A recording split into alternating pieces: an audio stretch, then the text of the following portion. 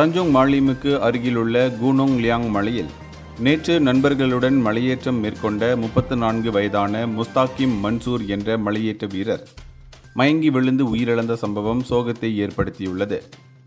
இந்த சம்பவம் தொடர்பாக 40 வயதுக்குட்பட்ட 2 மலையேறும் வழிகாட்டிகளை போலீசார் கைது செய்துள்ளனர். வழிகாட்டிகளிடம் பஹாங்கில் உள்ள ஃப்ரேசஸ் ஹில்ஸ் மலையேற்றத்திற்கான அனுமதி மட்டுமே இருந்தது என்றும் பேராக் வன ரிசர்வ் பகுதிக்கு செல்ல முறையான அனுமதி அவர்களிடம் இல்லை என்றும் அதிகாரிகள் கண்டறிந்தனர். இதன் காரணமாக அவர்கள் தேசிய வனவியல் சட்டத்தின் கீழ் கைது செய்யப்பட்டு பின்னர் பிணையில் விடுவிக்கப்பட்டனர்.